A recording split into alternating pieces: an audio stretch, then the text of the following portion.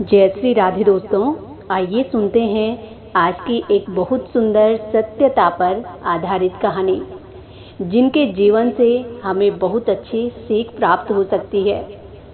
मदालसा प्राचीन समय की एक विदुषी और धर्मपरायण रानी थी। वो राजा विक्रमकेतु की पुत्री और राजा ऋतध्वज की पत्नी थी।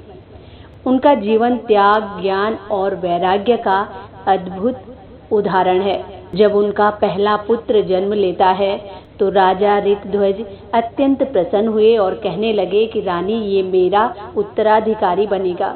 लेकिन मदालसा बच्चे को गोद में लेकर धीरे स्वर में लोरी गाने लगी कि तुम शुद्ध हो, बुद्धिमान हो और संसार की माया से रहित हो।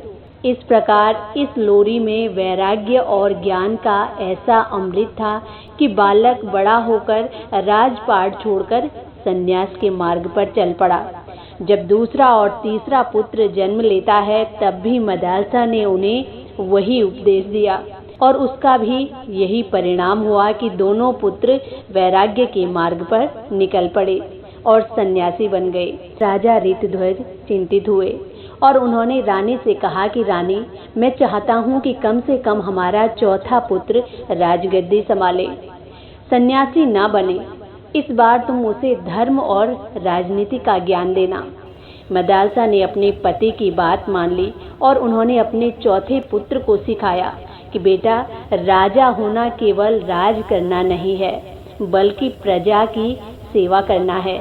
न्याय को अपना धर्म बनाओ और प्रजा को परिवार की तरह समझो। और माँ के इस संस्कार ने चौथे पुत्र को एक आदर्श राजा बना दिया। उसने सत्य, न्याय और धर्म के आधार पर राज्य चलाया। मदालसा का जीवन हमें सिखाता है कि माँ का संस्कार जन्म से ही बच्चे का मार्ग तय कर देता है। ज्ञान सही दिशा में दिया जाए तो वो वैराग्य भी बन सकता है और सेवा का मार्ग भी। तो दोस्तों, ये थी आज की कहानी। कहानी पसंद आए तो प्लीज़ चैनल को लाइक, शेयर एंड सब्सक्राइब करें। मिलते हैं एक और कहानी के साथ। तब तक के लिए जय श्री राधे, जय श्री कृष्णा।